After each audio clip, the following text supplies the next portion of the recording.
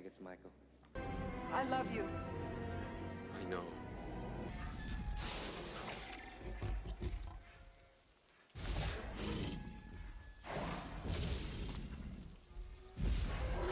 I can go slow ahead. Come on down and chump some of this shit. What? Oh, just some scary movie. You like scary movies? Uh-huh. Hell is this? This is for Brody.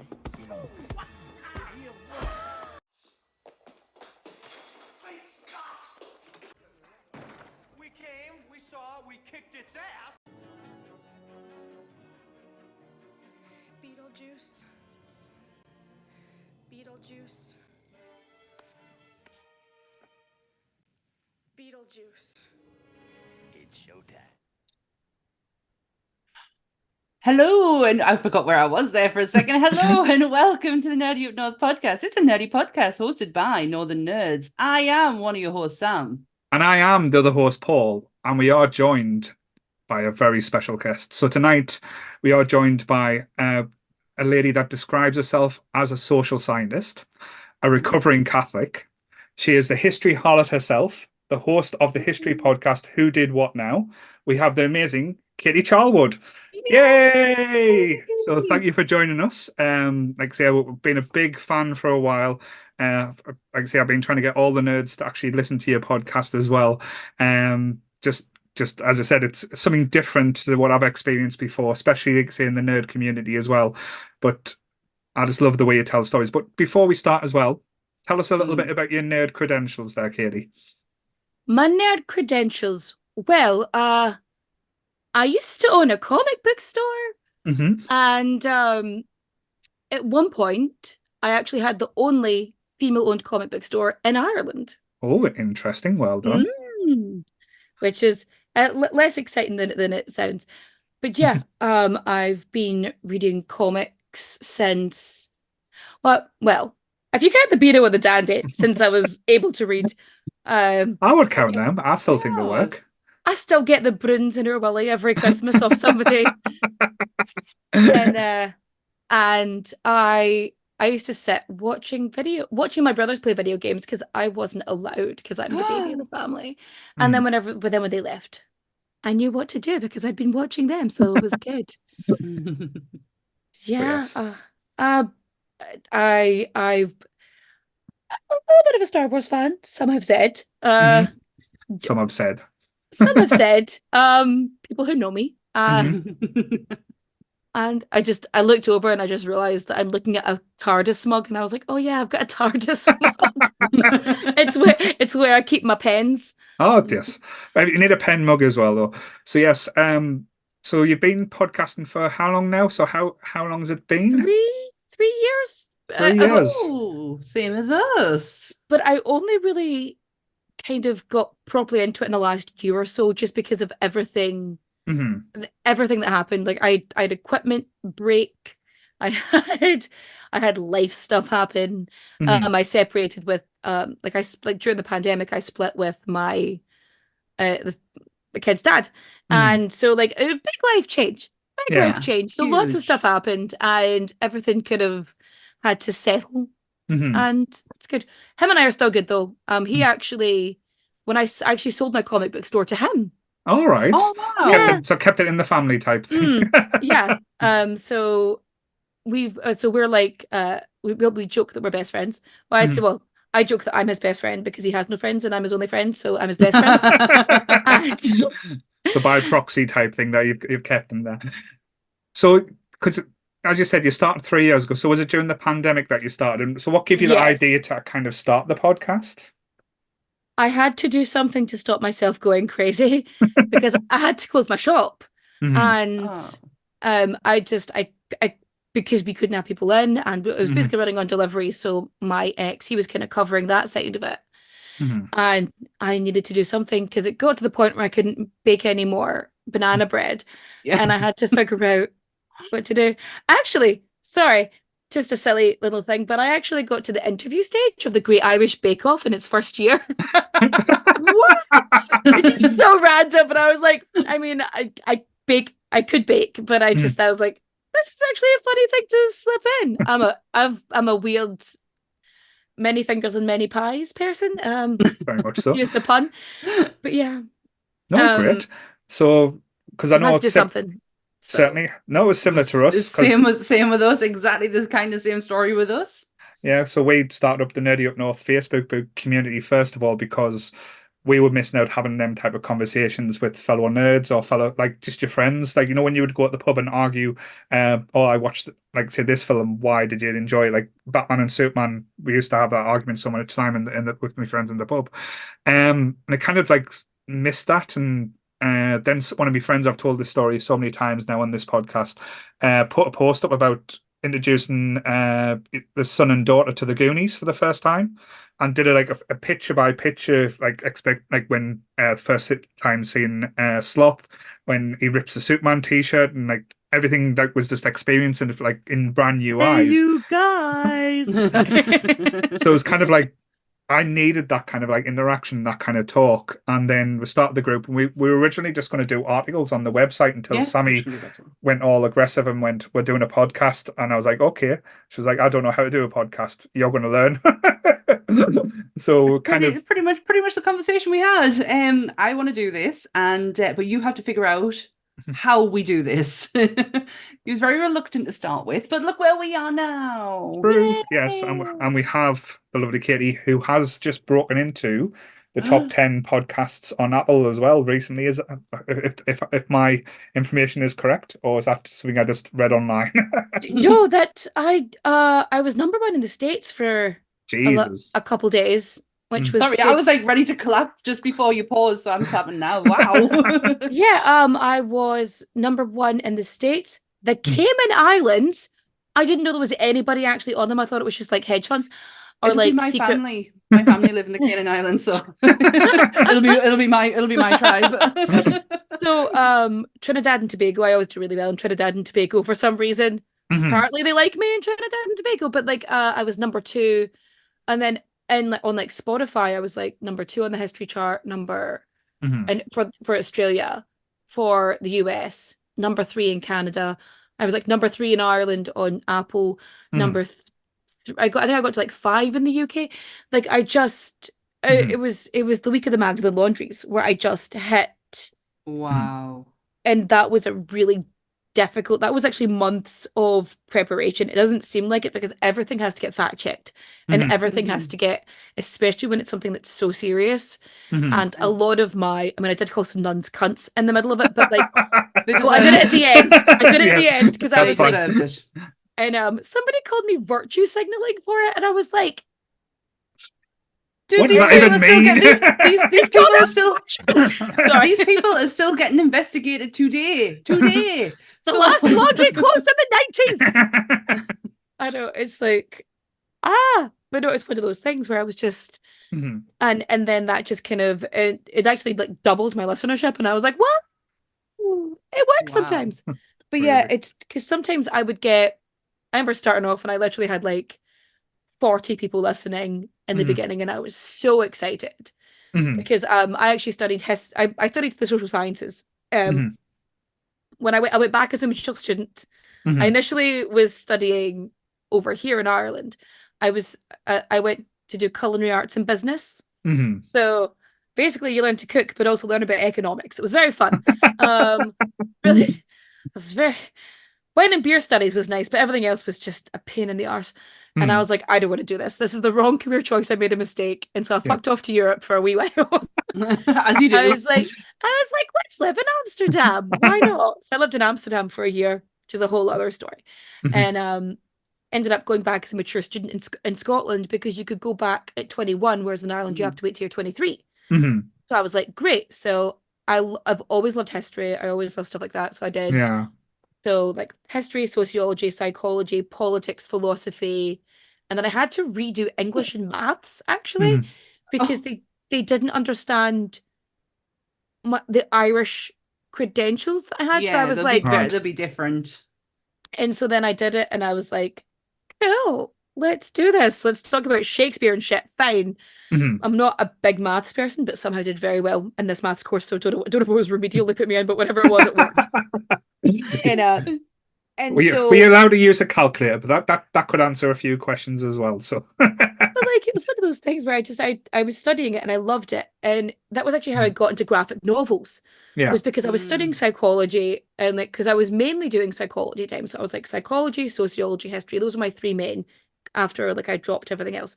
And then I basically dropped psychology and I was like, history and sociology is where it's at. But they're all interconnected. And it's like one of the reasons why I call myself a social scientist is because, hi, I'm Katie. I was like, I'm a historian and sociologist with a supplemental background in psychology and social geography. It's a bit of a fucking mouthful, to be honest. Yeah.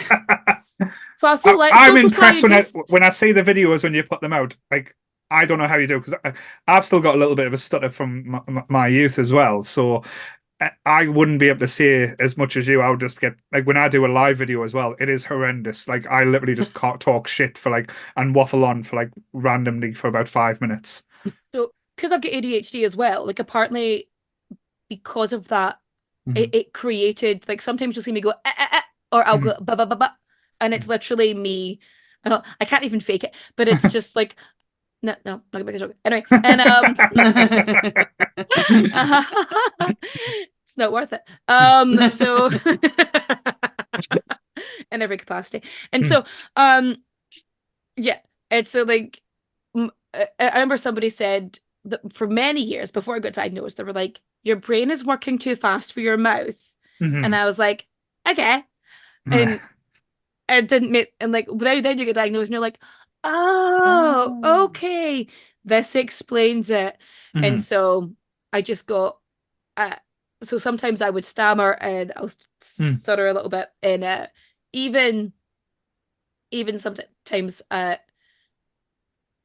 be like blah blah blah blah, and it literally so like that resets. So I reset myself by going blah blah blah blah or blah blah blah blah, like, and I'll just make a weird noise to reset my brain into saying the right thing.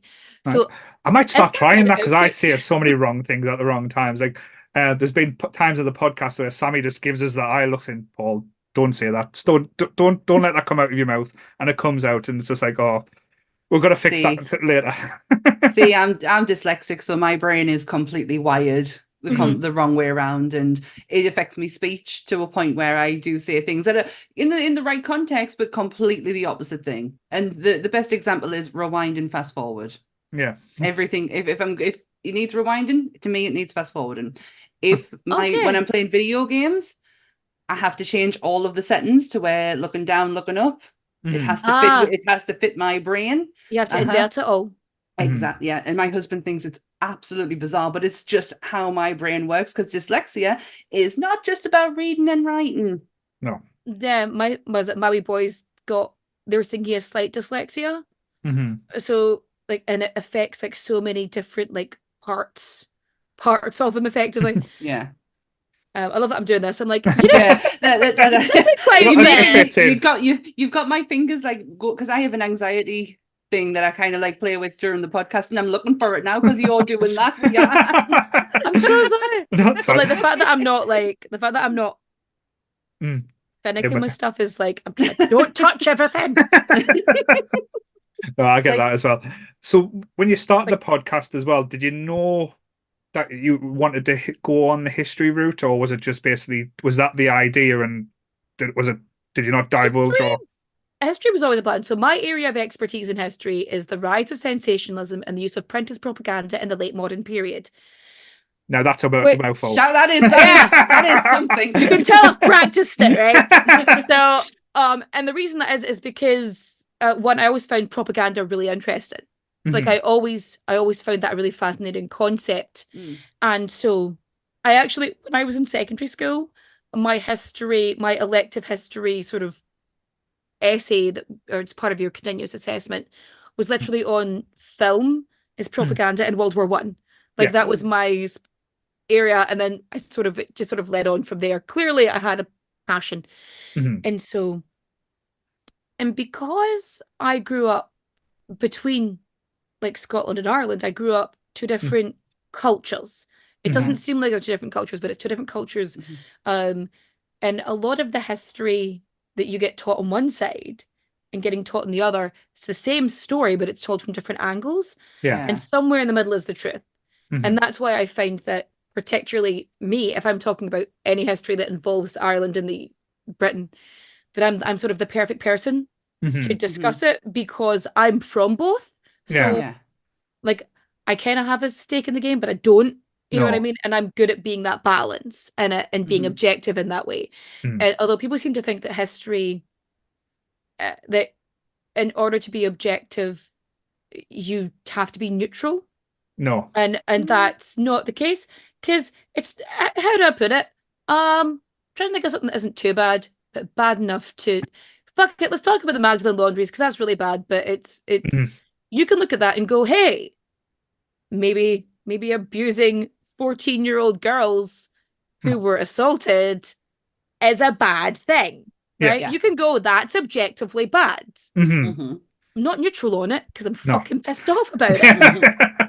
That's the Yeah. thing. People with history, they say you can't have an opinion. It's like it's facts. No, it's basically depends on who's telling these facts Yeah. or where the facts are coming from.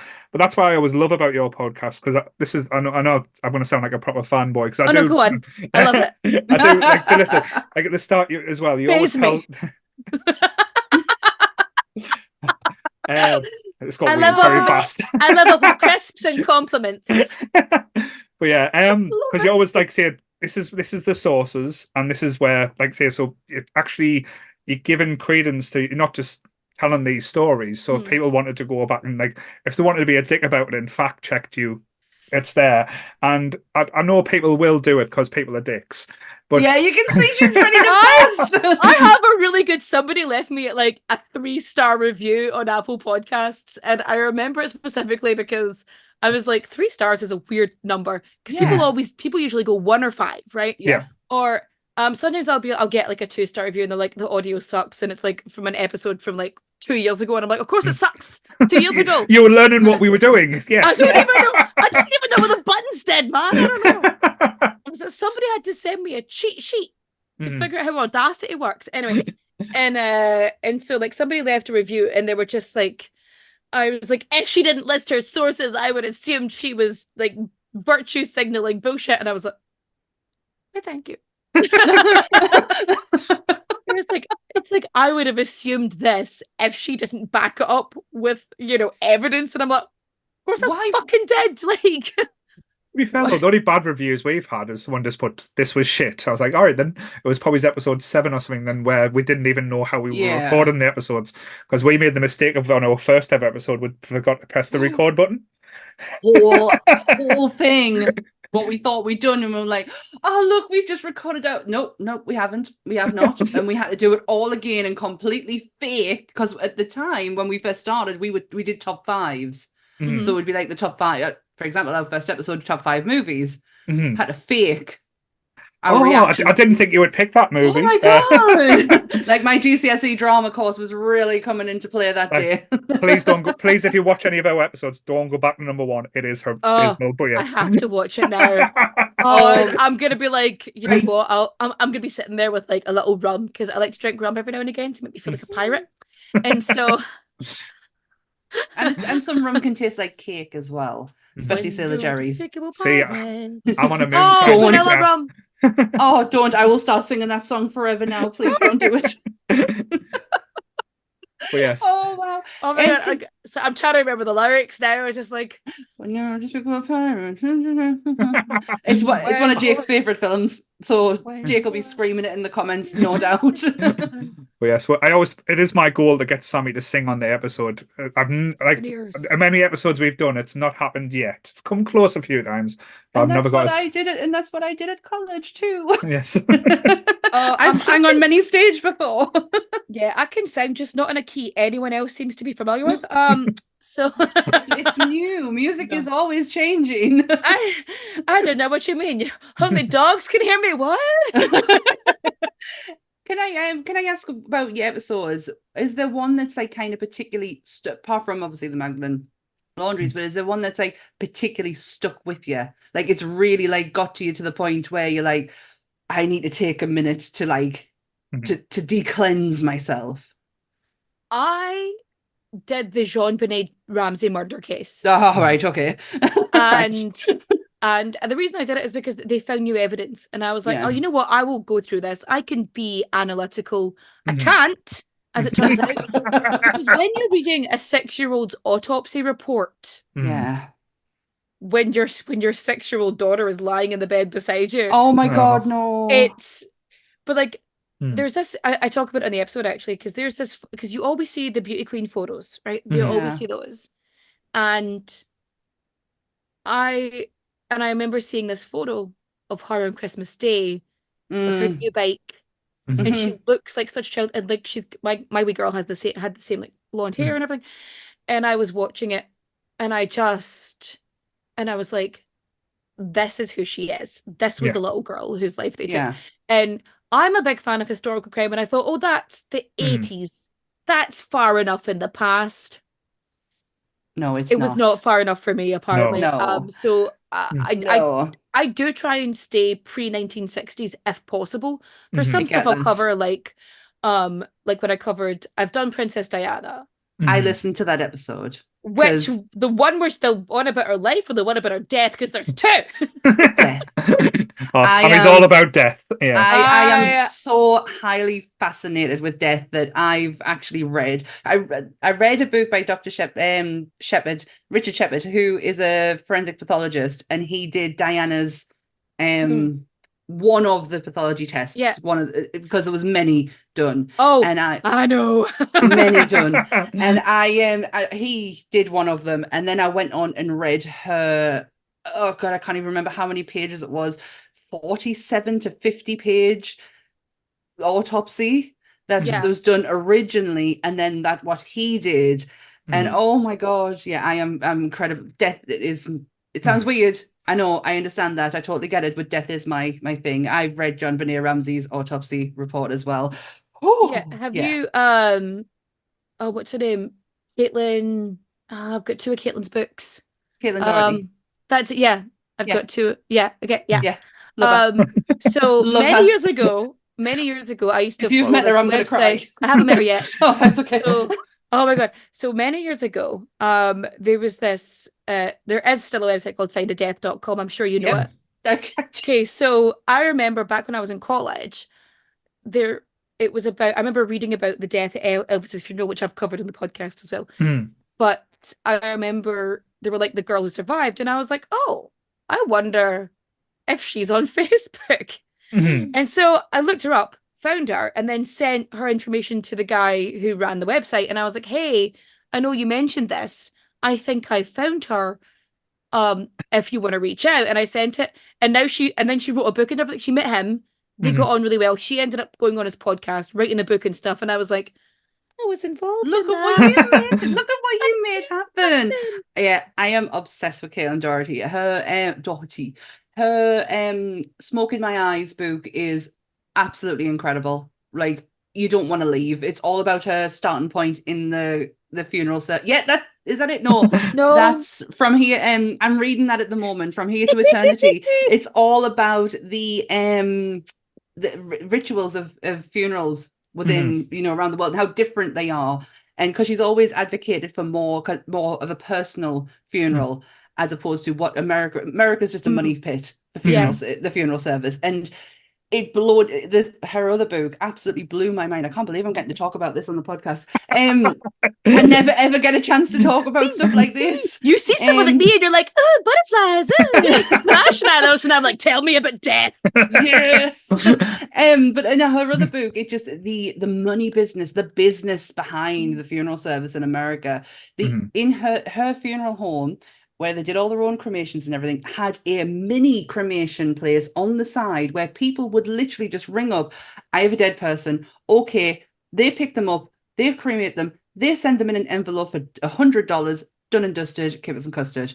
And it's like mind-blowing how different the funeral service industry is to ours. Yeah.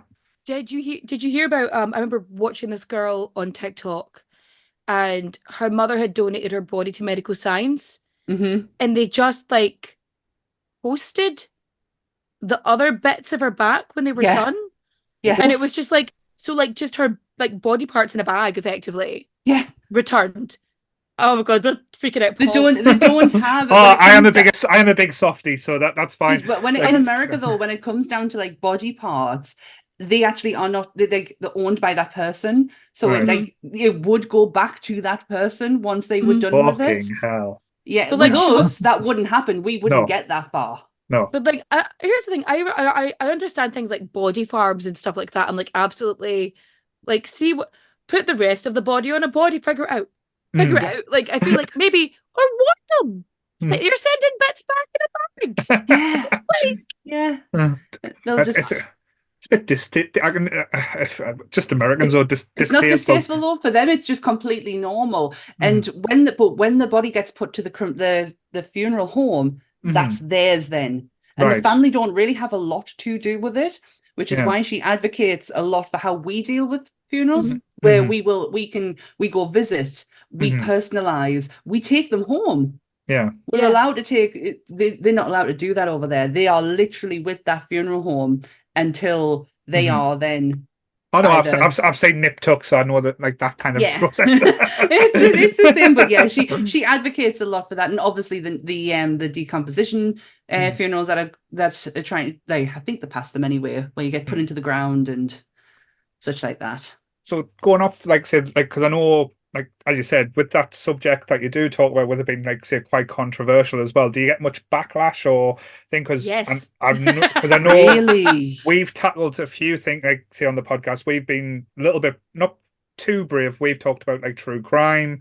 We've done two crime episodes. We've done a serial killer episode where, again, when we planned it, we went out to set the stalls in. We're not going to glamorize. We're not going, because at the time we were still doing top fives. We were like, we're not doing top 5 serial killers. No, good God, no. I have an issue with so as someone who is I'm going to say a true crime fan, because I'm a history fan, and I especially love historical true crime. It's I love old-timey crime. Especially because the way it's reported in newspapers and it falls into that sensationalism situation. So like I love that, right? And I love finding out all the many ways women poison their husbands. But it's like quite common in the Northeast apparently, so yeah. Oh, it is. Yeah. We have one of the most famous poisoners who lived on a street that I used to live on. So I had a point to this. Yeah, I'm so sorry. No, I don't. I forget what I'm trying to say. I'm like, what was I saying? Something about crime. Backlash. But yeah, murder junkies. Like, there's a difference between a true crime fan and being a murder junkie. Because if you're a true crime fan, I'm like, what crime? Like, I love con. Like, I love con artists, train robberies, you know, espionage. Like, there were so many facets to crime. But if you're only focusing on murder, then you're a murder junkie. Yeah. Like I've had a weird obsession with I had cancer as a kid. So like I've almost died a few times. And so which is why I'm like, I'm gonna live life. Yay. Yeah. And so I've always had this sort of fascination with death. I've had quite a few people in my family die pretty early on. And I've sort of grown up with not so much an acceptance of death, but an awareness of it.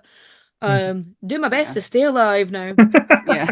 Aren't we all? Yes. I know some days I'm like, but maybe what if I didn't? Like, what if I just went to sleep? And trigger warning. No, and so I didn't mean all of that. It's like anyone watching. This is satire. Don't worry. It's a joke. It's a joke. I know you with Northerners, we get jokes. Yes. Oh. And so it's I've always had this sort of connection and awareness of it. But the idea of glamorizing murders, says me who literally has like an entire photo collection of Jack the Ripper stuff. Yeah, but that's which was a gift from my dad when I was like 12. You know what this child needs? Autopsy pictures from the Victorian era. God, that is so weird. So I got into true crime very young because my dad had a Jack the Ripper book that had all of the autopsy pictures in, and I was obsessed. Like That is so weird. Yeah, mine was like a kid as well, and I wasn't freaked out by it. Like I was a horror kid from like the age of 8 years old. Yeah, So I I'm like, watched a lot of horror growing up. Like it's Yeah. there's a sort of, I think as well, when you grow up through major historical events, yeah, and we have. you kind of have like there is a sort of connection to the macabre, I find. Yeah. And I think there's a way to acknowledge but the glamorizing of it fucks me off. Yeah. Like, I don't know if you saw the video, which happened the other day and not today because this is Saturday. And it we're in the future. We're in the future. It's like somebody was like, what a dig, I was Jack the Ripper. Fuck off. Because I can't say fuck off on TikTok or Instagram. So you can't say it on here. I can say it here. But what about this theory? And what if it's Walter's sticker? And what if it's your dad? All right, what if, right? Yeah. Yeah. No, I can't. What if it's your dad? It could be. Like I said, there was a lot of Northerners that were got blamed for a lot of different stuff as well. But yeah, I wouldn't pass. Never heard that response to a Jack the Ripper theory. What if it's your dad?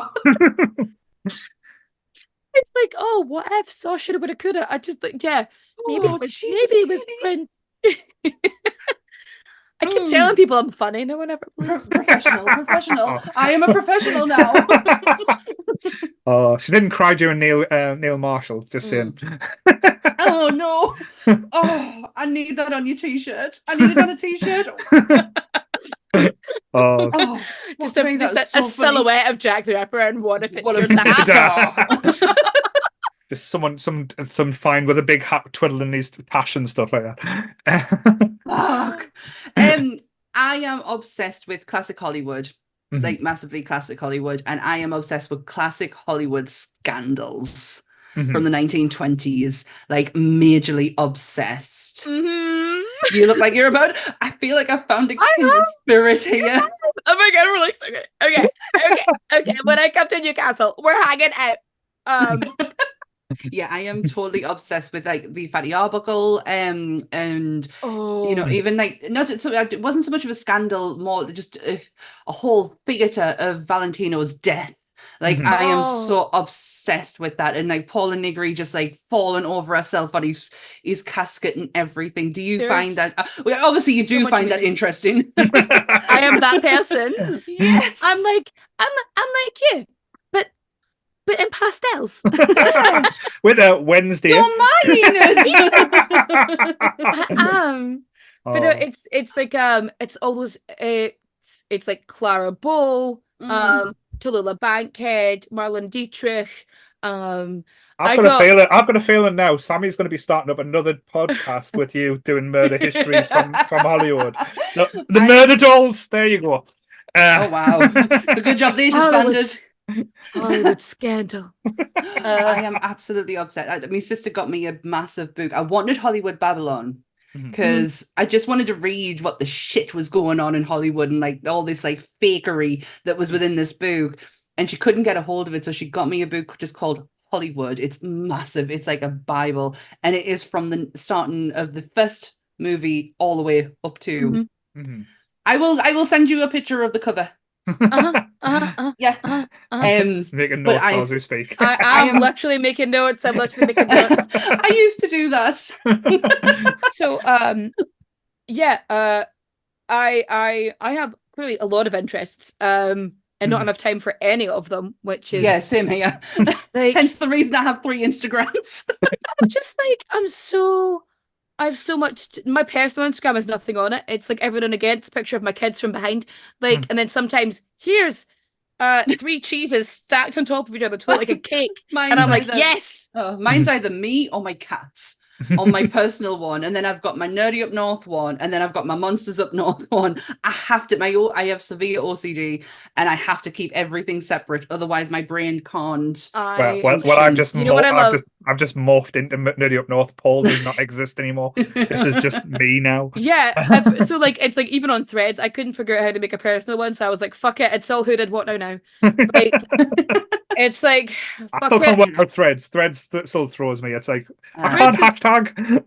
No, you can, but it's not that. You don't bother. Like you don't bother. It's like stuff just finds you. Although I've got a friend, my friend Paul. I know a lot of Pauls actually.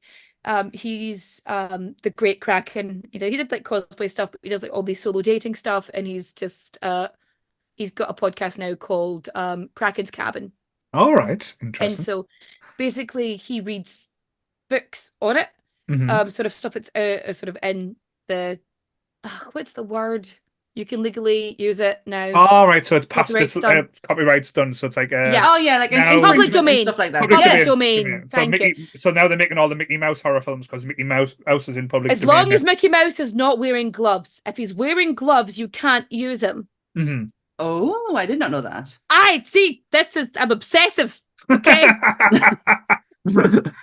There are two things I love in this world: weird history and Clarabelle the cow. Like that's it. I love Clarabelle the cow. And there's very few things with I actually literally bought you could get these pens from Disney. Where I took my kids for Christmas. I saved up all year to take them in December. And they were little shits the entire time. But it was fine. I always say kids ruin Disney. I've always said that. You know that. No, it's fine. I am gonna go on my own sometime. Like I booked a ticket to see a comedian. I was coming up, and my boss was like, "Oh, who are you going with?" I was like, "I'm going on my own." And she was like, "Really?" Oh yeah. Yeah, it's because I don't have any friends. But it's like oh, you've got friends in us now. That's the main thing. I do. I've got loads of friends, but they're just all far away. But I was like, I don't mind doing stuff on my own. Because again, I don't like a lot of people. But yeah, so I ended up getting these. Little, now you're getting on my level. This is where we're gonna go. But then, because I got these little pins, and I think they're meant to be for like the little lanyards you wear. Oh yeah, you can exchange them with different. Like if you go to Florida, you can exchange it with members of the staff if they've got a special pin. Yeah. Okay, now I know that. I must learn that. It's good to know. But I've got but basically you could buy this pair of Horace the horse and Clarabelle the cow, and I was like, mine. Yeah, because it was like 100th or 50th, whatever anniversary thing, and I was like, need. And so, and I bought them, and I've bought them specifically so I can pin them onto a shirt collar and just be like beep beep, and just have like Clarabelle the cow. And it's like my little girl used to have this like Minnie Mouse like denim jacket, and it was all like embroidered. And I'm like, that's really cool. And she goes, "Will you get one?" And I'm like, "I'll get one if it's a Clarabelle the cow one." You ain't getting no Mickey on me.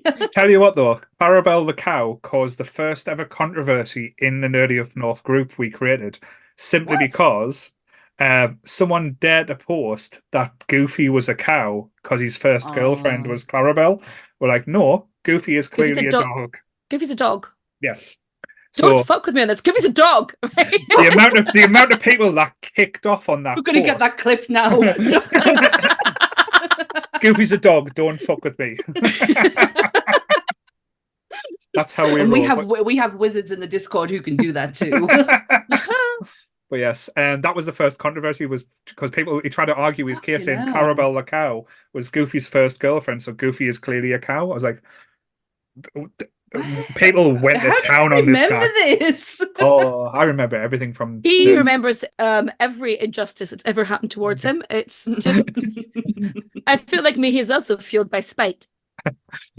Spite and passion. That's what I would say. That normally gets us through the day. Passion, that is true. But I know these people that used to do these. They would paint leather jackets, and I was thinking if I could get one of those people to like paint a Clarabelle the cow on the back of like a coloured leather jacket, I'd be so happy. That would be amazing. If I ever do get because I can draw. If I ever do get the pencils out again, I'll promise I'll do you a Clarabelle the cow. I'll draw you one. I love Um, Clarabelle the cow. yes, it's so been a much. while since I've drawn, but yes. He is very good as well. Like, not just blowing smoke up his arse. He is No, I really used to be a good. graphic designer. That's how I got started, as we found out Neil Marshall does. So I'm going to live on the path of Neil Marshall to get on there. But yeah, And our podcast always looks so beautiful. It's Well, like we'll- I have no art. Well, I mean, I can kind of draw a wee bit, but like not great. And but I can't do any digital art whatsoever. And so No. like I'm like I somehow put together the logo by just like smashing a bunch of apps together and hoping for the best. And that was how my logo came about. And like I had this cartoon artist who followed me on Instagram and was like, I made you a sticker, and I'm like, yay. But like I have been trying so hard to because I would contact artists and be like, hey, I want to do some t-shirt designs. And I'm like, here is what I want to do. I had this whole idea of Yeet the Rich, right? And it was basically a trebuchet that looks like it'd been I did a little joke once many years ago where it was like it was like so is it something eat the rich? No. Discuss it diplomatically and meet the rich. And it's like, storm their palaces, beat the rich, build a trebuchet and yeet the rich. And it was like, and I just did this little like da. And I was like, oh, this is funny. And it just came into my head and I did it. And then people were like, who is she? What is she doing? And I'm like, this is a history podcast. I've literally named like 4 separate events that happened where people did this. Like, do I need to remind everyone the defenestration of Prague? Like, people did stuff. But I was like, I had this idea of a trebuchet, and it would have like a crown and some money, and it would just look as if something had been flown. It would just say "Yeet the Rich." And so I had contacted a bunch of artists because I used to know people through different channels, and I was like, here's what I want to do. I was like, what is your budget? When can you do it by? And I'm like, just tell me, because I will pay you fairly, because you know, artists die of exposure. So just let me pay you and do the thing. And then I'd have somebody be like, oh, I need you to use like my cousin's PayPal. And I was like, no. Oh, that's dodgy. And it would be like, oh, well, I don't know what you mean. I was like, here are the references. Like, here are fucking pictures of trebuchets. And they're like, oh, but I need more references. And I was like to the point where by the 8th person, I was like, I'll figure it out. See, I'll figure it out. I'm one of those that I will collab with anyone with any stuff to try and help us move forward. But when it comes to our artwork, I am so protective. It's like, no, I design it. If anyone, the Discord made their own fake stickers, I was like, no, that's no, stop it. So Chris, yeah, you're a dick. Like shit. Like shit. I can't draw for shit. I am so lucky that he has the background that he does, because my dad's an artist. My sister is an art curator. I come from an art family.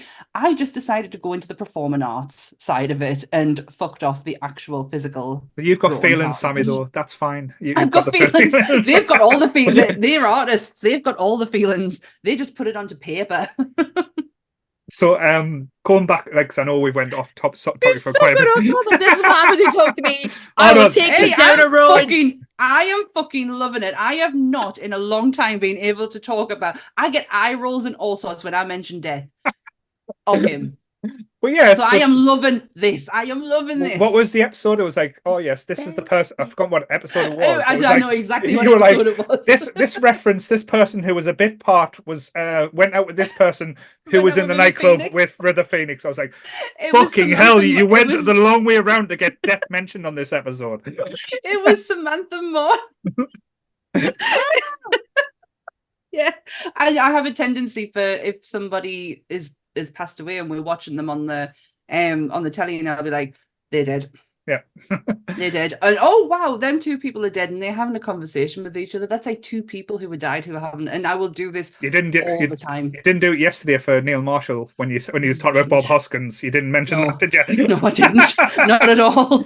But I also have a pet peeve as well, which my husband will literally stop me in my tracks the minute it happens on screen. You go, don't do it. Don't see it. It's when people die on film or in the TVs and they close their eyes. Their eyes don't close. Your eyes don't close. They ping back open. They have to put specialized caps in them to keep them closed. Your eyes don't close. Yeah, when they do that, when they put their hands over It like that, and the eyes just like, It I'm like, you can do that, infuriates but me. shove the coin on it. Shove the coins on the rise. Yes. Just shove But the my coins husband, on. my husband will go, don't do it. And I'm like, but it doesn't really happen. So Really it's like proper infuriates us. Paul Daniel shit going on stuff there. Mm. But yes, Da-da-da-da-da-da-da-da. you like it? Not a lot, but you like it. As it, because I know you like Sammie. I like Sammie's question where she asked, like anything stay with you. What's been your favorite episode or favorite bunch of episodes that you've enjoyed doing? So I know the recent, like I've listened to quite a few, but my favorite so far, just to give you spoilers, was the one that you've done recently, the Satanic Panic. I fucking love that. Was so enjoyable to watch. And again, going back to just the weirdest and the funniest was the testicle thieves ones as well. That one broke me. Larceny. Yes, that one absolutely. Like I was listening on the bus and just pissed myself laughing. People were sending me photos of themselves listening to it, and they were all pulling faces like this. Like somebody did it like a 3-story. They were like, because I'm like, oh, they've gotten to the monkey testicle part. Like, See that's what we need, Chris Lee. If you're watching, we need photos of you listening to the podcast. Want to see your face, Chris? oh, you have to listen to the gland. It's one of my favorite episodes to do. It's because weirdly enough, it's one of the most light-hearted ones I've done. Really? Yeah. Yeah. To be fair, people running around Chicago stealing testicles. I know, but you would make think that's pretty fucking grim. Hang on, I'll have to. We'll wait until I'm finished, and I will start getting my downloads. Oh my in. god, it's one of my favorites. It's like there's a load that I want to re-record because the audio was absolutely shocking in some of them, like where you actually struggle to hear what I'm trying to say. And so like I redid Elizabeth Bathory because I have this whole fucking issue, right, where women one are misrepresented in general, but also their names, like Grania Wheel, the Irish pirate queen, who anyone who knows me who has listened to me will know her name isn't Grace. Her name was never Grace. She didn't speak a lick of English. She wouldn't have answered to the name Grace. And it doesn't even mean Grania. It means grace of God. So, and her name was Grania, which means grains. Like during her lifetime, she was called like Granny and Granny and Granny. And it was some, the dude who pretended to be a captain, but he wasn't any the rogue pirates thing. He changed her name to Grace because he thought it would be easier. And like, convenient for him. Yeah, exactly. and now, because of this is snowball. This is a butterfly effect, right? Where people now think Grace is an anglicized version of Grania, and it's not. And I get like loads of Irish people get really mad about it. And I get very mad about it because it's not her fucking name. Say her fucking name right. Yes. So I haven't listened to the Satanic Panic episode. Do you go into West Memphis 3, or is that something you're going to do separate? Oh, West Memphis, that is a separate one because I didn't have time. But I literally just went through sort of the case of it, the preschool situation and all that. And then I also talked about the psychotherapy with all the drugs, the LSD and whatnot, and the suggestive stuff with that. Again, because so when I studied psychology, actually, my specific area of that was conditioning and perception. So those are my sort of focal points when it comes to psychology, and this overlaps a lot. So I've covered before things like the Stockholm syndrome myth. Like what happened in the Stockholm syndrome, like what happened in the Poe bank robbery, which led to this thing. It was a psychiatrist Patricia who Hearst. didn't do his job. It's not Patty Hearst. That's a different. No, Patty Hearst.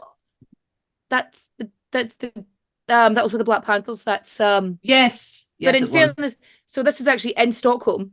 Got you. Bank. It's actually like a genuine thing that happened in Stockholm. And this anyway, my favorite thing is like one of the hostages was on the phone to like the president or whatever, or the prime minister of Sweden, and he goes, "Oh, but wouldn't it be good for you? She's like, when are you going to come and rescue us?" And like, but wouldn't it be so honourable for you to die at your post? And she was like, "Yeah." And so the hostages were like, "No." And then so they're in there with these two guys, and the two guys are just like, "Yeah, do you need water and food?" And they're like, "Yeah, please." get these guys water and food, please? And, like, they're very like the people in authority weren't doing anything to help, and then these fucking actual genuine criminals were like, lads, we need to take better care of you. Are you guys okay? Do you need to like take a walk?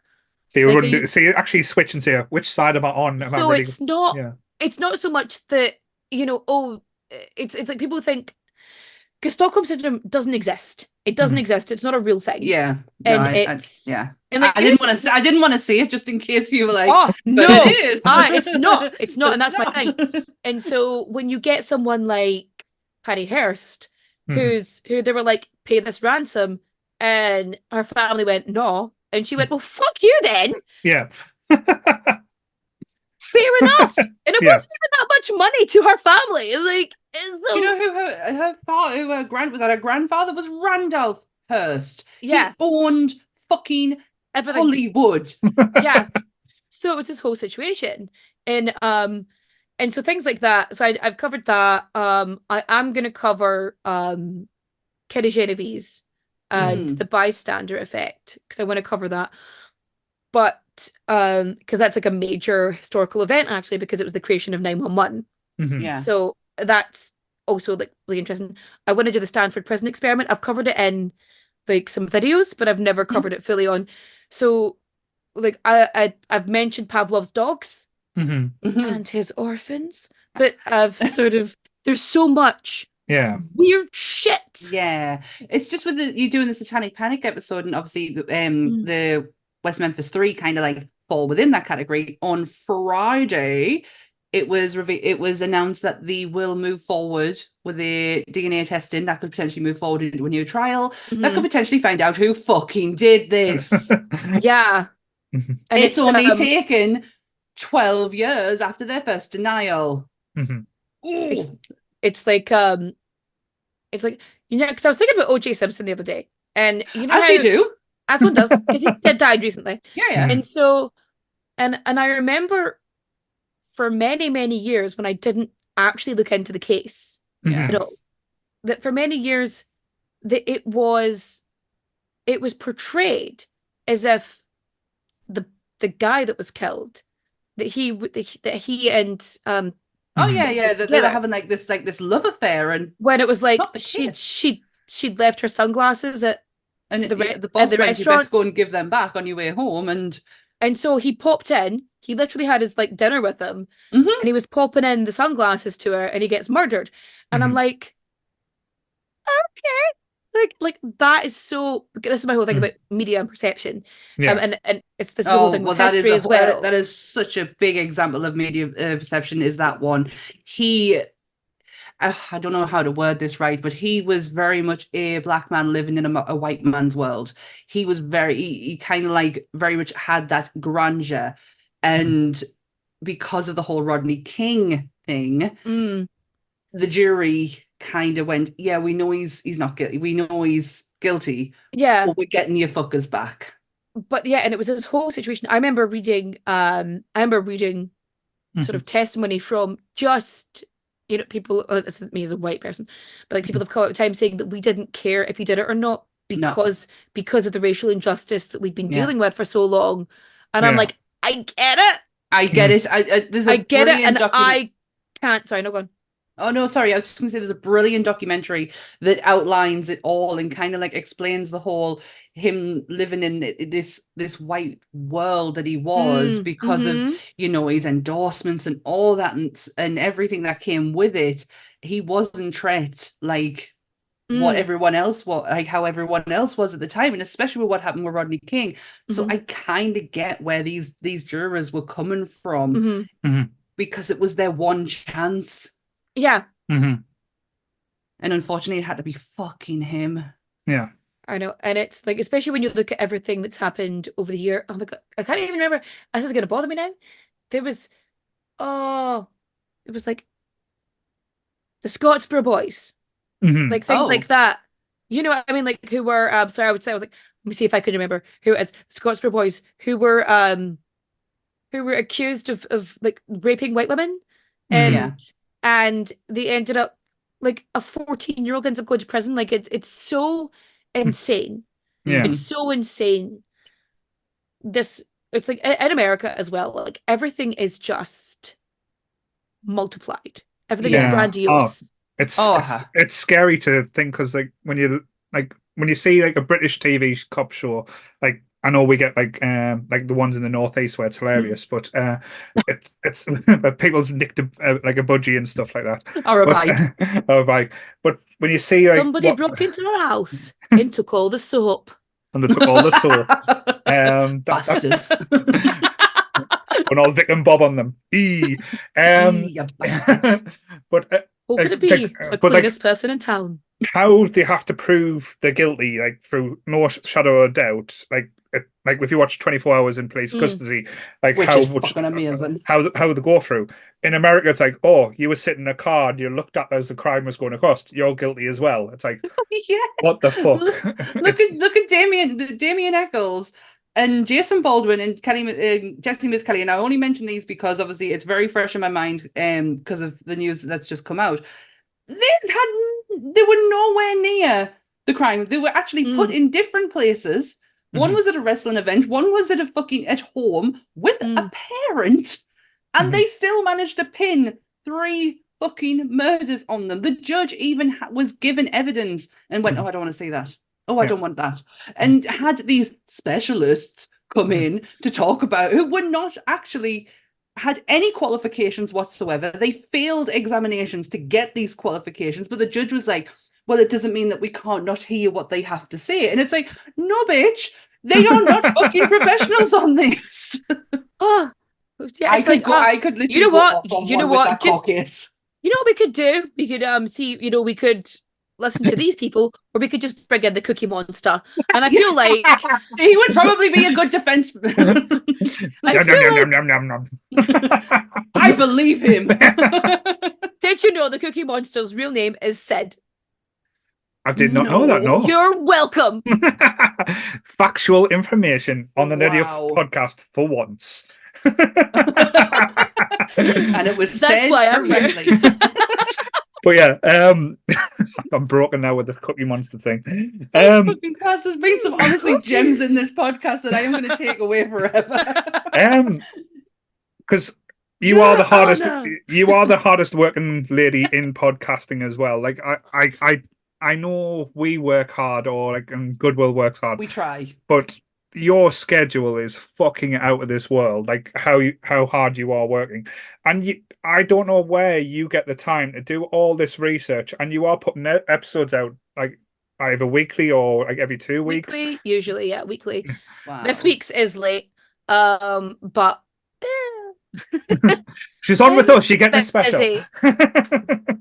In fairness, I'm going on tour on Thursday. Yes, so yes. I'm in Dublin.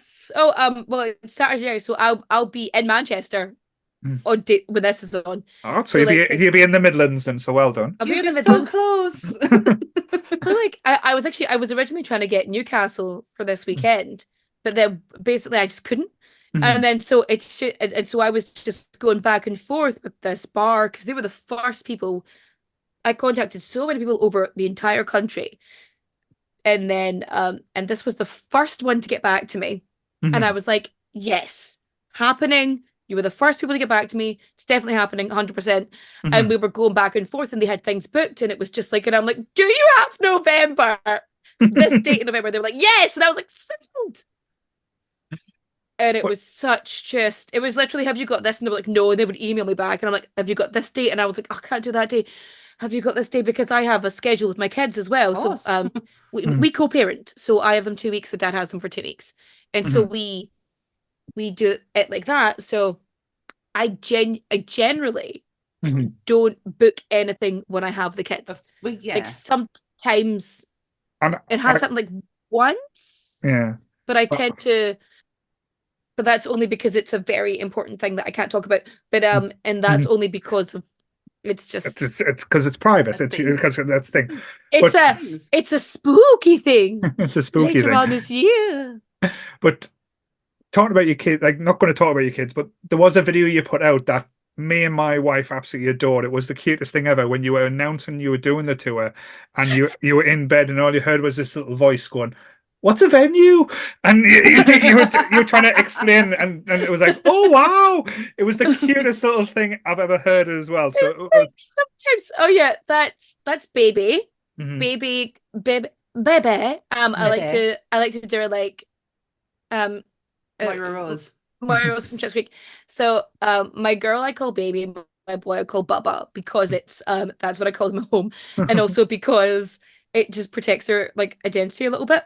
Mhm. And so they'll be like, and so she's been on the podcast a few times, like so you've because she's a sarcastic little dick to me, and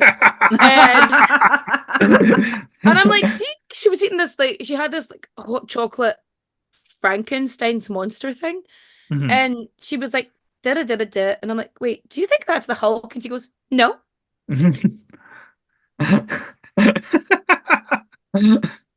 And so like I had a book open and it had a picture of Catherine the Great in it, and she goes, is that you, mummy? And I'm like, oh. And I'm like, do you think mummy's Catherine the Great? And she goes, yeah, because I think you're great. And I was like, you're the best. So like, and my boy's like super into Titanic right now. Mhm. So I actually had to download the movie Titanic Mhm. and put it on my computer. Disney Plus. Oh, I know it's on Disney Plus, Oh, but I had to cut out the bits with the boobies. yes. Oh shit! Yeah, I forget. I It's have no like- children. I don't have to think like that. Oh no, it was my brother who reminded me. He's like, remember there's boobies in it, and I was like, Huh. oh god, there's boobies in it. So There I was, had to there was like, more than boobies in the American version. Just saying for any perverts out there that want to oh, watch it. So, yeah. no, I know what's in it. So I had to cut it and take all that out. Yeah. So he literally, so effectively, I've lost like 10 minutes of film, but like he'll sit and watch like 3 hours of just like the Titanic, Titanic. and then he'll watch the Poseidon Adventure, and then Mhm. he'll watch like I had to get like the old black and white, and then 24 to remember 24 leagues under the sea or something like that. Yeah. 20,000 leagues under the 20,000, that's sea. it, yeah, there with Captain Nemo. Jules Verne, Yes. sir. How dare you, Jules Verne? Journey to the center of the earth. Yes. I also read a lot as a kid. Can you tell? I a went on a Titanic rabbit hole not long ago and ended up watching the film, and then I was like, oh my god, I'm a huge Downton Abbey fan as well. And I went, oh my god, this is the prequel to Downton Abbey, because the first episode of Downton Abbey is the announcement the Titanic sank. So Yes. watch the film, then watch the first episode of Downton Abbey, and it's like, it's a whole experience, it's a whole thing. But like, But- you know what's really funny is I love that when you see the photo of the grand staircase, Mhm. it's not the Titanic staircase, it's the Olympics. It's not. It is. The Olympics. And then my favorite, I went through a whole thing at one point where I would just debunk conspiracy theories about Titanic, which I'm now going to have to debunk conspiracy theories about Jack the Ripper, because I dug Yeah. myself into that hole. Because so many people sent the video to me about Degas. So many did. Like a ridiculous amount. Like everybody who I've ever met in real life was like, I need to know your opinion on this. And I was like, Oh, don't you are one of them influencers now. apparently that's who I am. Oh, And I was like, I can't use that term. I refuse. No, me I'll neither. never be Me known as that. oh, influencer is such a weird thing. Like I struggle with using content creator. Like I struggle with that because there's such a negative connotation with it. Yeah. yeah. And Yeah, I'm happy with just podcaster, man. I'm a I- podcaster. I'm I've podcaster. I've been teasing with entertainer. I think that sounds. So like it's really funny. I actually had when I went viral with my Titanic thing last year, and the year, and then with the rock paper scissors sex game. Sorry, rock paper scissors started out as a sex game in Japanese Fucking the brothels. Titanic, and then that. It's like So I went. This is how I went viral a couple times, and so that happened, and then I noticed, and then but they were like, TikToker says this, and I'm like, I'm a historian, thank you. And so literally, and so I started emailing people, and then the Sun like posted it, and I'm like, oh, they are and dickheads for doing and that. so then I contacted the Sun, and I'm like, seeing as you used my footage and my words clearly because it's a transcript of what I said, I was like, I believe you should pay me that fee that you gave, whatever. And I'd made 150 quid Fuck you, the sun. Yeah, I've seen a lot of people who have had to go and do that with the Sun because of them just stealing shit without actually getting consent from the person. So I'm at the point where it's like they're gonna post it anyway, so I just make them pay me. Yeah. Good. Get your money. So, like, because I've been on Newsweek. I was on a soundbite for NPR, which was really fun. I've done Newsweek in the US, and I've done Irish Newsweek as well. I've actually come on a couple times on that, where I've actually talked about like the history of gossip and the history of Playboy and a few things like that. And they're like, "Hey, do you know anything about this?" And I'm like, "I can." Give me a minute. I'm like, give me 10 hours.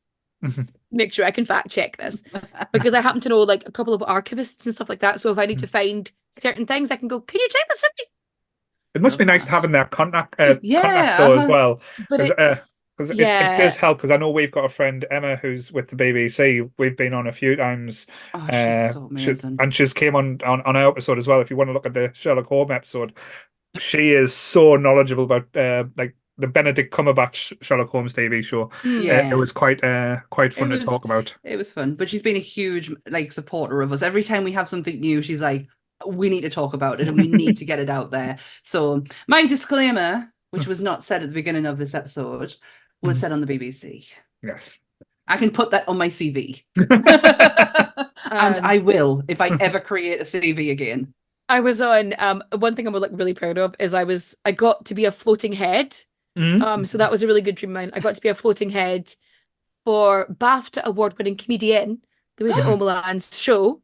Wow. Gaslight, Ghosted and Groomed on BBC Radio 4. So yeah. That's amazing though. Like if you think about like starting from lockdown to getting to where you are now, it's been a journey. And having the balls to do a live show as well. As you said, you're touring. What came with that idea, or like to start that? I insulted a comedian on the streets of Edinburgh. Right. And so basically what happened is Ali and I have told this story a couple of times. I went to see Ruben K perform for Fringe. So what happened was I just somehow started collecting comedians. I initially started collecting like I was like, historians and museums, and like I'll make this little group. It's great. And then I posted something about I think how America, the military, tried to spray their enemies gay, and Ruben K saw it, and Ruben K started following me, and I messaged him going, "I'm a fat girl now," and he was like, I was like, "Don't worry, darling. I think you're wonderful." And I was like, "Oh no." and so like it started off with that, and then like a couple of the comedians I would kind of I'm now mutuals with a few, which is really, really interesting. And one of which, I don't know if you know Ben Brainerd. He does the States guy, actor, comedian, Florida man, and he plays the government in all the different states. And so like we're mutuals on like all of the apps, and he's effectively designed my like American tour, because I message him at like 2:00 in the morning his time and be like, "Hey, what do you think of this city?" And he's like, "This is a great train station." And he's like, "Here's where you go from." He's like, "Here's where I would put your tour." And he like gives me a list. Start here, end here. And it's like I told him that I was gonna have to like I was gonna have to do my tour, and I'd have to start it with like tour made possible by comedian, actor, Florida man Ben Brainerd, and because like he helped me so much where I was like trying to organize stuff, or and it all started because it was really humid and over here for like a couple of days, and he was about to make fun of me, but then he saw that Ireland was as humid as it was in Florida, and he was like, "Oh, you're not built for that," and I was like, "Not built for that." And so like that, and then after that, I think I was like talking about I got hash browns in America. I was staying in Kansas, and I was at this camp where I was doing talks. I got flown out to Kansas to do talks on the history of No, Yes. no, the jealousy's building up a little bit. I now. know, it's Not gonna kinda lie. It's about really good. here right now. The good thing is the camp, right? The camp I was staying in, it used to be a nudist colony Oh well. that you used to have to Wow. fly into. Like there wasn't a road originally. You used to have to fly in to it. Mhm. And then once the road came in, it ended up being like a Boy Scouts like camp. And then Only in the America. pagans, yeah. and then the pagans bought it. Right. And so Oh well.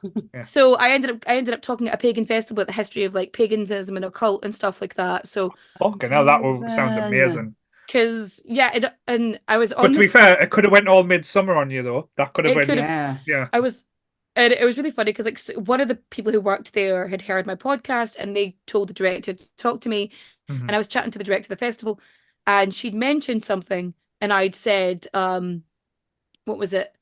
And she said something about Celts, and I said, oh well, the Celts are migratory. I mean, we found Celt DNA in like the Taman Basin in China, and she Mhm. was like, sold. She knows what she's talking about. She's in, and I was like, oh. Okay, because it was such an offhand comment that I didn't even think about, and she was like, Yeah. "Yeah, no, you're it." Mhm. That's Mm. amazing though. Like, but to have the balls to do it as well. Have you always had that confidence, or did you No. just go? Did you just I go have fuck it a up? pretty bad anxiety disorder, actually. You did. You're with good friends now, so that's where we're talking about. Yeah. So Panic attacks are fun. Yeah. yeah, and so what happened was I'd gone to, so I'm walking through the streets of Edinburgh with my friend, and this person comes towards us and goes, so my friend's American. Well, she's an Irish citizen now, but she's originally from America. So she's got an American accent, and you've got me with my accent, so I sound vaguely Scottish. And we're actually there with a Canadian as well. It was a whole thing. And so we're walking down the roads and we're talking, and it's like, hey, do you like Irish people? And I told her, I went, no. And and they turn to my friend and they go, oh, I know you from TikTok. And I was like, what? I was so mad because I was like, I mean, actually, it's the only time I've ever been that dick. And I was like, and not me, how dare you? And Ali said, and Ali told me like well, I found out when Ali was doing a set on stage later that they did recognize me. But at that point, but they were so mad that I'd said it, they weren't gonna let me know. Oh. But we met at the airport. Then we were all flying back to Dublin at the same time, and so I then misgendered them in the airport. Ali's trans, and I misgendered her in the airport, and I was like, oh god, I'm the worst person ever. And then I was like, I'll follow you on Instagram, and we followed each other on Instagram, and then I messaged one, and then I was just like, I could go on this stage, maybe. And so I messaged Ali being like, hey, how much do you charge for opening a show? And then like, oh, well, I actually run this comedy club in Dublin. Why don't you come down? And it just kind of started from there. Yeah. And it all because I insulted her on the streets of Edinburgh.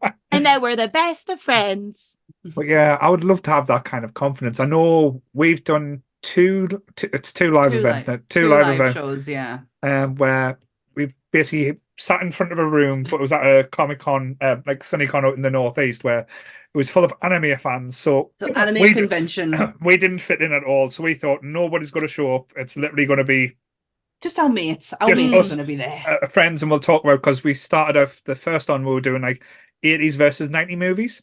So who had the better movies? So we're just like talking about like which movie would win and stuff like that.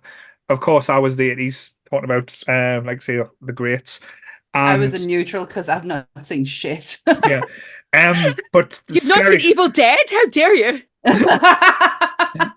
But yes, everyone. But like we like started off, the room had about 10, 20 people in. And we're like 15 minutes to start. I was like, I'm comfortable with this, and more and more people kept on walking in until it actually was about 200 people like sitting there, and like Sam went white as a sheep. I had my head on the desk saying, I don't know if I can do this. And as soon as we said go, it just that was it. clicked. We're on. Yeah. We're on. We did have one guy come up to us and went, so what is this? And Paul, being the salesman that he is, give this great pitch of our podcast, and it was perfect. He went, sounds shit. and then sat down in the front row and proceeded to talk to us throughout the whole podcast. And really enjoyed himself. He really, really did. Because he did. I don't think he realised we were going to be interactive back with him. Yeah. So, yeah.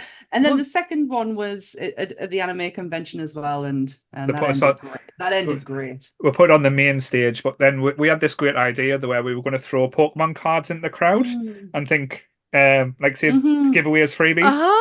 And our friends were quite close to us, so we were throwing them extra hard. We were just passing to our friends. Well, I was anyway, like literally handing them to them. Then one of the other lads threw it a little bit harder and it hit someone in the eyes. So full on ninja started. But like when the thing about because it's just me, I find it really weird to just be sitting talking to people. So I actually stand like a stand-up comedian, and I'll just stand and chat. And I'll interact with the crowd because it's just, if I've got you there, I'm talking to you. Well. Yes. And it's happening. And so that's kind of become a thing. It was just like, and it's led to some really funny like bits during the show where there was one where I did Mary Shelley, ultimate goth queen. Yeah. And I was like, Geneva, and somebody in the front row went, woo. And I'm like, yay for Geneva. And she goes, that's where I'm from. And I was like, we're now best friends. And so, I'm glad you've told us this, because I'll try and not sit too in the front row when we come and see you in November that you come to Newcastle. Oh, you think that's gonna stop me? I'll have a beard back then, so I'll be in disguise. You'll not recognise us. It's fine. He wears a lot of nerd t-shirts. Yes, it'll be easy to find. But yes, I'm bringing my wife to it because it's a day before my birthday as well. So yes, so you're like, it's a treat for me. It is. I'm gonna learn about history. It's gonna be fun. Yes, but no idea what I'm doing yet, but I'll figure it out closer to the time. He thought he was going to get like a little spoiler there, scoop set, like an exclusive. I try and keep something a little bit more lighthearted for like the live shows. Or like really, because like you can't end it with and everybody dies. And I said this we're used to that in Newcastle and Sunderland. That's fine. That can go. That'll go down well. Don't worry. As long as it's a rich person dying, we'll be happy. So it was really funny because like I said this to because I'm going my Thursday show I had that was amazing with the Shite Talk History Podcast boys, Kevin and Jason. I was chatting to Kevin and I was like, because I have this idea in my head that every time we do a show together, whether it's like on their podcast, on my podcast, they haven't been on my podcast yet, but like on their podcast or like when we've done the live show, it would be the Irish abroad. Because I was like, I just think it'd be this, so this should be like our little like haha. Yes. And so we're like, we'll do the Irish abroad. And I was like, well, we could do the Siege of Janetville or the St. Patrick's Battalion or like Leslie Halliday. And they were like, maybe we should do Leslie Halliday. And I'm like, I suppose, he goes, the other ones are kind of a downer. And I'm like, yeah, everybody dies at the end. Isn't that great for a live show? And Kevin, without missing a fucking beat, goes, worked for Shakespeare. Fuck yes. To be fair though, if you ever needed like a guest like on the podcast to talk about death and Hollywood, we've got the glamorous Sammie that would, by the sounds of it, your new best friend. That's fitting quite nicely there. It's just lovely to find someone who has the same, because I am an outcast of the weird, and you know, I fall asleep to a YouTube channel called Hollywood Graveyard because it tells me all about dead. Yes, Hollywood Graveyard. It is a brilliant. I am going to Paris very soon, and I am doing a morbid. You could go into the catacombs. I've been to the catacombs before, but I was like 18 at the time, and kind of like not quite there. Like, but yeah. So I'm doing the big, massive cemetery where Jim Morrison is, and Edith Piaf is, and then I'm going to Napoleon's. Oscar Wilde, yeah. He's behind plexiglass now. Didn't know that. Oh, because people kept kissing his grave. And it costs a fucking fortune for that stone to be replaced. Yeah. So they've put him behind plexiglass now. They still kiss the plexiglass, but you know. So he'd wipe it. Just yeah. Windex. Clean. Sorry, and then Le Windex. We're from France. Low index. Low Windex. And I'm going to Napoleon's grave. It's not a grave, it's a fucking tomb in the middle of a museum, which I cannot wait to fucking see. And I'm also going down to this other place where Marie Curie is. And So if anyone wants to stalk Sammie, you're not going to exactly where she's going to be. But the guy who created Braille. Right. At the age of 15 years old in the 1800s, he went blind because I think he got like a pencil in his eye or something like that. And he went blind. And by the age of 15 in the 1800s, he created Braille. Now, the place that these people are, they actually get transported into them. I know Marie Curie, they were very worried because she died of radiation poison, and they put her in the ground. And they went, shit. If the radiation poison killed her, what the fuck is it going to do to the ground? So they took her out and they put her in lead lining and they put her in this pristine like place where her and her husband are. And the guy who created Braille's there too. And I can't wait. I'm so excited. Louis Braille. Is it Louis Braille or Louis Braille? Yes, but I learned all this through Hollywood Graveyard. Oh, look at the notes in now. I would love to I was in Prague a few years ago, but I'd love to go back and do like the ossuary. Yeah, like it just looks amazing because like there's a part and you can go down to like I'm not a World War II fan at the best times because I find it really, really boring. Just because the people who talk about World War II have weird obsessions with it to the point where let me tell you about this tank. Let me tell you about the Panzerkampfwagen. I don't care about the Panzerkampfwagen, mate. No, there was other things that went on during that war than the tanks, to be fair. Yeah, but like people are like, but that's the thing people are obsessed with. It's like, let me tell you about the tanks. Let me tell you about the Luftwaffe. Let me tell you about like this, and I'm like. But again, not to blow smoke up your arses as well. This is why I like your podcast, because you tell facts, but it's not about like the boring details. It's the interest stuff. It's like when we do our podcast, we don't really base it on like when we watch a film, we don't go through and tell you like every actor or everything that started. It's like how you felt at that time, and that's what's quite interesting me. But like say with you do that. You get to like the interesting parts where it's kind of like, oh right, that, and again you put your spin on it, your feelings, and that's fucking amazing. Yeah, thank you. Thank you. But yes, just regarding your tour as well. So I know we will, like say in this video, there will be links to your website and to all the pages. All of you. Do you have any dates or where you're going to be so the people, if they are listening, can see where they want to see you? The 16th. Is it the 16th or the 17th of November? I'm in Newcastle. 17th. I've got tickets for the 17th. He's got the tickets. then the 17th I'm in Newcastle, and the 16th of November I'm in Edinburgh at the Waverley Bar. Oh.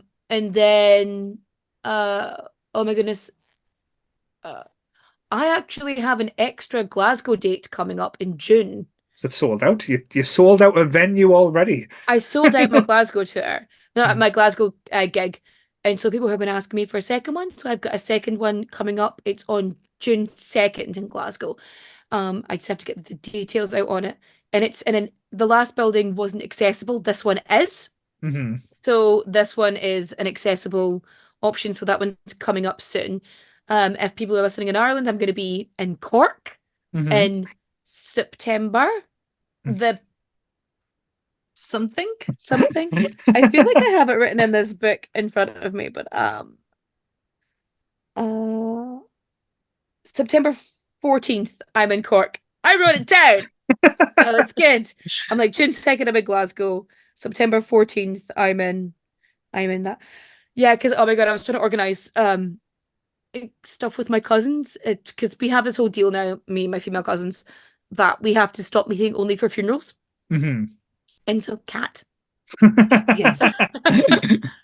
Yes. I'm surprised I haven't the light on because I'm actually sitting in the dark now. And your ears are starting to reflect. They're like, yes, that's fine. Don't mind me. That's fine. Just giving the lights and just like, the lights on. But yes, I will be trying to get a few of the nerds to come with us. Hey, I'll come. So yes, so I'll get You should Sammie to come. join. Sammie, I'll get And we Sammie to can talk join. about nerdy death things. Death and nerds. things. Dead things. It's I think it's in the Prohibition Bar in Newcastle, isn't it? It is. It Yes. is. I See, actually know what I'm doing that night. What are you doing that night? What are you doing that night? Zelda Fitzgerald. All right. Oh, Mm, interesting. because she deserved better. I'll have to do some research on that one because I've not heard the name. Heard of Fitzgerald's, but that's a bar. But yeah. You know The Great Gatsby. Oh Yeah. yes, shit. Yeah. I'm no good with names. Sammie F. will Scott, tell you. Yeah. F. Scott Fitzgerald. The F stands for fuck off. So I have just fucking Googled you, and the picture that comes up when you first put your name in, holy fucking shit, you look amazing. is it the red dress? Is it the one in the red dress? Yeah. Yes. Oh, I'm surprised you haven't mentioned as well the little fund that you've got going. Well, Oh, my smutty little dress fund. Yeah. yes. So if anyone What to dress do you do, want? So my PayPal, I used to call it the tip jar, but I renamed it to Smutty Little Dress Fund. So what happened is the reason I'm called the History Harlot is because I have a bosom and I don't feel the need to hide it all the time. Mhm. And that made a God, lot of no. people on the Mhm. internet really angry.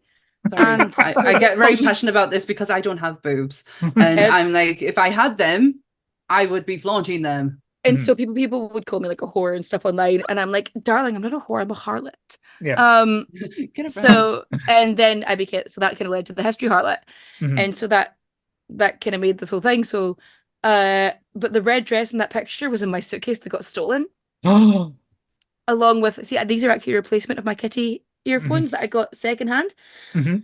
because mine got stolen with Oh. my little pink travel laptop that I bought with me and No. everything. So I was like, somebody, it's fine. And for our listeners, who are listening on the audio as well, they are the very nice lighty up headset as well. cool. They are the And- Kitty Kraken. And this is the only reason why Katie agreed to come on the podcast, so she could show off her I tattoos feel as did like well. say that. I feel like I want a black pair. You can get a black pair. You can get a black pair. Oh, we'll buy you a black pair. We'll do that. We'll spoil the little Sammie. You can get them regular or you can get them Bluetooth. So like Oh, you I'm a have Bluetooth option. girl. Yeah, because I have to Yeah. move around. I've got cats who like fucking Mm. raid my room and See, aren't you glad I told you that? Because I'm now like, but you can get it in Bluetooth. Mhm. Because Oh. I have to get the Bluetooth version because I finally got my Kindle working again. Mhm. And because if I'm traveling, I want to be able to listen to stuff. And I Mm. can't stand those inner ear. I'm deaf in one ear, so like it doesn't work. I ended up cutting the left ear off of my plugins because it was pointless. I can't hear anything out of it. So I used to walk around with just one righty. I looked ridiculous. But yes, Even more than what I normally do.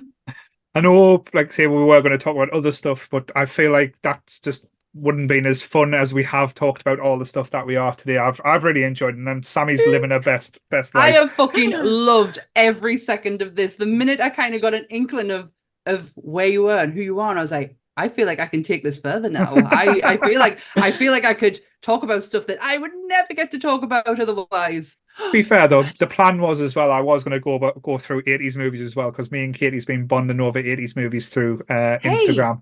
We can do a part 2 at some point. Maybe after like Katie's tour when she has time. I am going to beg Katie to come back. I know. I'm very excited to come back because I was like, we were going to talk about so many things. We had plans and stories and options, and we were going to do loads of stuff. And in the morning, death. I'm making waffles and then death. But yes, I'm just saying, morbid up north. I'm just saying, like, Oh, it'll be a thing. I'll do a logo for it tomorrow. But yeah. up north.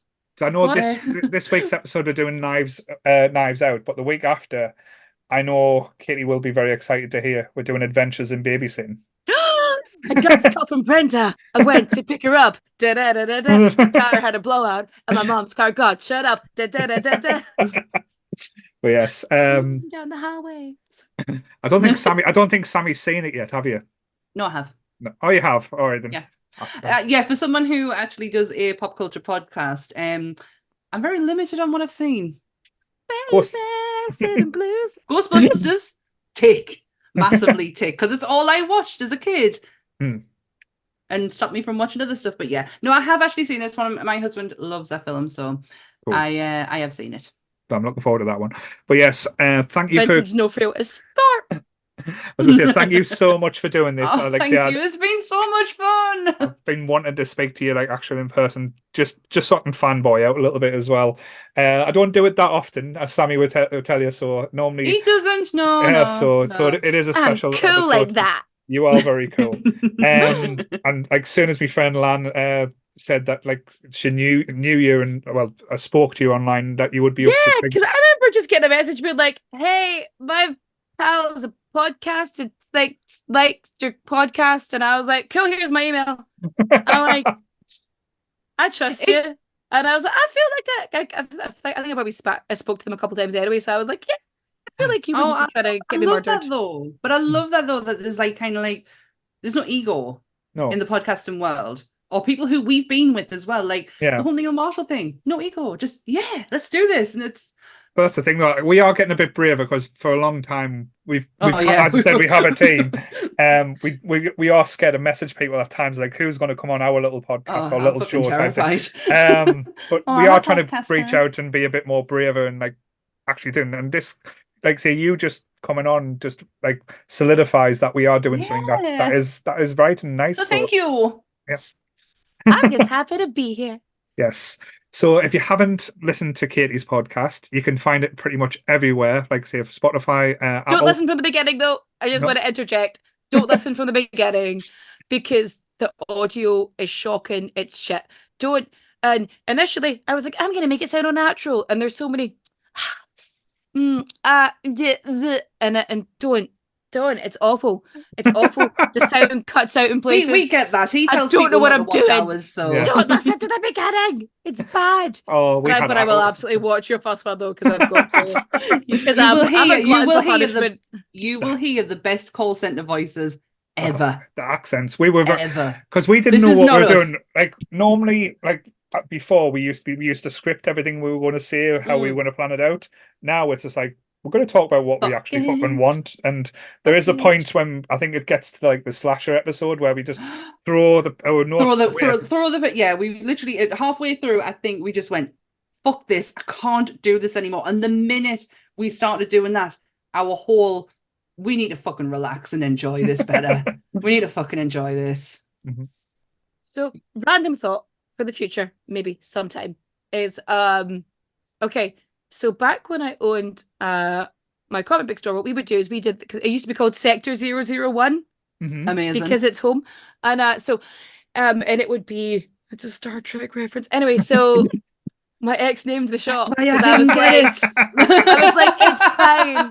Because it's like that 001 is like the Earth. Yeah, Michael will probably be screaming in the comments about it. Did a thing. And so like we did a thing called Sector Screenings, which we collaborated with like just the local cinema, and we would do like we would rent out the VIP room, and we managed.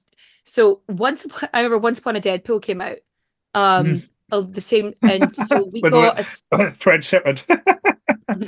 Not Fred Shepard. Fred Savage. Savage, that's the one. And so that came out with that, and there was also because like Spider-Verse was about at the same time, so we got because like it was only supposed to play one night.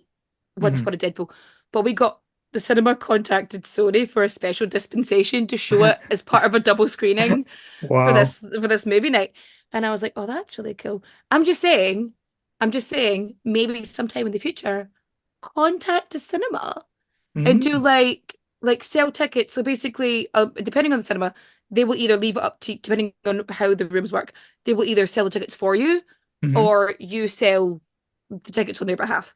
And just saying it'd be an interesting thing to do. You could watch like a retro movie and then do a talk afterwards, and someone could be a special guest. I'm saying an option. Yeah, I actually went to something very similar with the History of Horror podcast last year. I went to see Sleepaway Camp, which is one of my favorite slasher movies of all time. It shouldn't be for all the reasons of that movie existing, but it is. And I did a whole episode on monsters, which is one of my favorite episodes that I did, because I have never laughed so much in my life trying to sell this movie to people.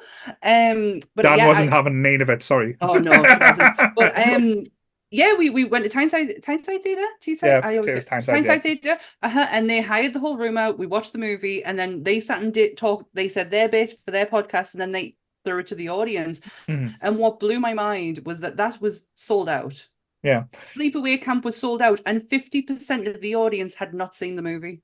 That's always scares me Blew though, my mind. because like say in my head nobody listens to us. So if we do that and like nobody shows up, it'll be like, hey, let's talk about the Goonies. No, but our friends will show up. It'll be fine. We'll be okay. It's like Field of Dreams. You build it, they will come. Yes. It's like what am I? Because I have a really I love more than anything else is a horror comedy. Like I love a horror comedy. Like I like my a horror favorite parody. Things. Like Tucker and Dale versus Evil. Yeah, just one of my favorites. Scary movie's still up there, man. It's Scary still, yeah. I love it. I love Carry On Screaming. Yes. Carry On Screaming. It's so shut up. So No.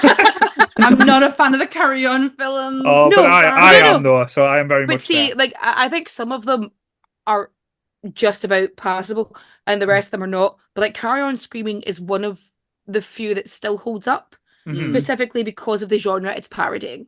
Right, I get what you mean, and that's why, like specifically that one, Carry On Screaming is great. It's kind of like watching the Munsters. You know, it's very deliberate in what it is, because I loved.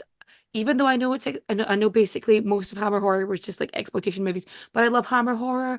I love Christopher Lee and all of his beautiful, beautiful glory. Yeah, Peter. That's the thing. We always have this conversation as well, like because things came out for the time and stuff, but you can't take away what's happened. You can put disclaimers and say this was very much at the time, and then get past that point at certain points. Oh, it's like, it could just be as fabulous as Vincent Price and just love him. I have an amazing Vincent Price mug in my house, but I can't go and get it because it's in the living room. But Paul's seen it. It's so fucking cool. I have this. I have a love of just like that era, especially, and I love old Gothic horror. Like I love it. It's beautiful. It's like it's kind of probably why I have a weird thing about abandoned, like old timey asylums. Sure, just we've got a few ghost story episodes as well if you want to check them out. Yeah. Paul talks about his experience in an asylum. Yeah, bro. Not actually as a patient. No, I used to break in because he used to want to live as a scoundrel. When I was a kid, I lived next to a graveyard and an old mental asylum. So my friend, her house in Scotland, her apartment was it was a church. That they had redone, so her back garden was an old graveyard, and it was just like we used to just hang out in the graveyard. Because I love old graveyards, like as one does. You love our friend Peaches. She like basically lives in the graveyard. She pretty much lives in one. Aesthetic. If you search her, she's called Peaches and Scream on Instagram. Her looks amazing, fucking beautiful, and she's like the sweetest person ever as well. I love you, Peaches. But yes, because I know we could go on all night, but as I'm sorry, and it's my fault because I'm like, and also this. Really no, it's fine. It's like I said, I love these ones as well, but we are like say because there was points where we were doing 3-hour episodes, and it was like, yeah, we've got to cut these down because no one's going to watch 3 hours of us talking. Like it's different. It's different when you've got a live going on and you can kind of do that. But it's you can kind of gauge where everyone's at and such like that. But yeah, we were doing top fives with like nearly 5 people on, and it was getting to like gone 11 o'clock, and we hadn't even gotten to number 2 or like number 3. Like it was, we need to stop this. I think it was the Disney episode that broke us, where like we had a few people on, and it's like we've been talking for 3.5 hours, and Graham's still talking about something random. But I was not there that episode. That was my birthday, my 40th birthday weekend. I was away and I was not there. And I remember logging on to see if my disclaimer was done right at the beginning of my night. And then by the time I was going to bed, he was still going. Because once you get Graham talking, like if we ever got Katie and Graham in the same room, it would be entertainment. We have to get Katie and Graham in the same room. You will love Graham. He is so infectious. Like there's nothing you can't love about Graham. but he will talk over the top of you constantly. Yeah. He Poor is Jessica. he is basically, but like you say, his drag name is the Velvet Snatch, and Yes. he is up for Mr. Gay UK. Is that right? I think. Yes. I believe so. Yeah. I'm sorry. I'm so sorry, Grim, if we're getting the wording wrong. I really do apologize. But yes, he is one of the most fabulous people in the world, and he he's did lovely. the We love live him. panel with us at SunnyCon in high In full heels drag. and a full length red dress, and it was just like he got Like more. Jessica Rabbit. Yep, he got but bald. He's always bald. He's a bald queen. Unless he's Candy. Unless he's don't. Candy Snatch. And then Candy Snatch wears a blonde wig. Yes, but that's a whole different story and a different legend. And a whole different character. But yes, The lore. The lore of the Grey. lore of the. But yes, the lore of the Snatches. The law of the Snatches. Oh God.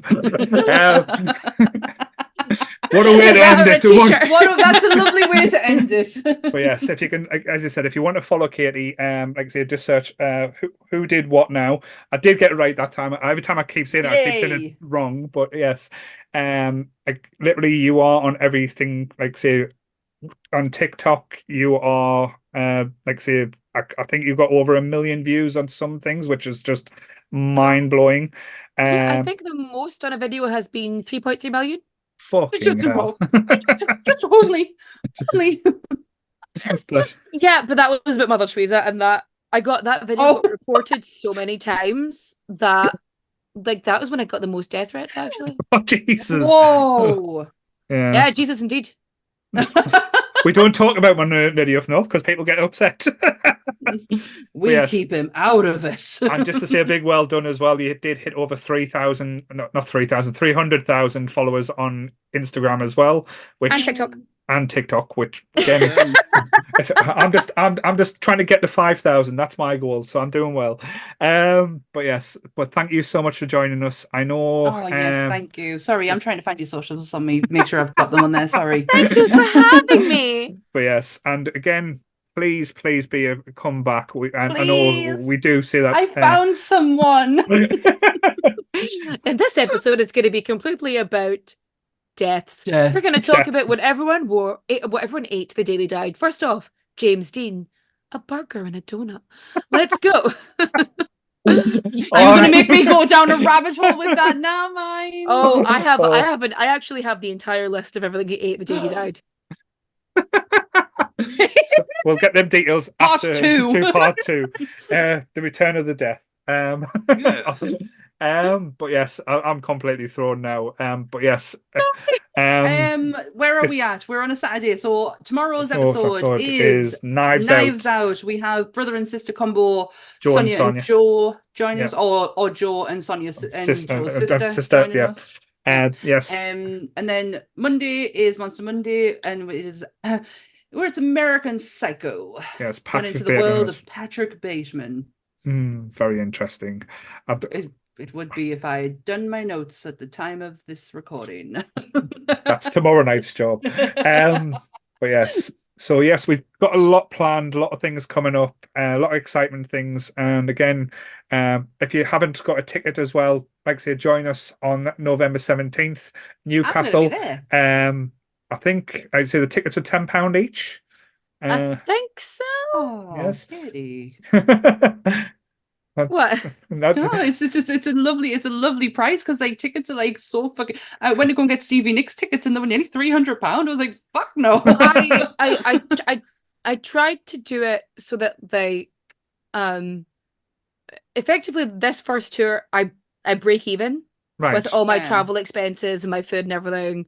I break even. Like that is I think I just over break even, and the whole point of this one was to like I'm staying in some hotels, but like when I go to Glasgow, I'm staying with my cousin, like, and it's literally to keep the cost down, and that's sort of the plan. And for there's certain places where I'm gonna do it, and if you've got enough people going, like it'll cover. It's your first time as well, isn't it? So it's like first time I'm touring, gauging where you're at touring. And I know how much I charge for the gigs over here, but like I know the comedy club I go to, I know the people I'm working with, I know all that, and that's all very typical. But this, I'm going to the UK, which is I'm not there too often, but like the Newcastle gig is, I mean, because it's one of the higher numbered, like the venues, is it's actually selling quicker than sort of like it's selling quicker than Edinburgh and Brighton. Such a slow sale in Brighton. By the time this episode's out, I'll have done Brighton, but like I've sold like half of the Brighton tickets, and I was like, because apparently all the cool people have left Brighton. It's just Tories left. So oh, you definitely not getting an audience there then. I will sort, because I know you're going with your lovely wife. I will sort a bunch of nerds, so I am not sitting on my own. No, we'll grab a few people. We'll try. We're getting together soon, so I will organize it with them then. But please remember to like, share, and subscribe. And if you want to be notified on any of our episodes, please remember hit the notification bell. Otherwise, you'll miss out. Yeah, we're trying to get better at that. And you don't want to miss out because we're fucking awesome. Yes. This episode's up on Saturday, and all audio episodes are available on Tuesday. Yes. Because I do them. Yes. She's in charge of that. She's the boss. She's the boss, really, above everything. I just basically make everything look pretty. But yes. So same bat time, same bat channel. Stay nerdy, everyone. Bye. Bye.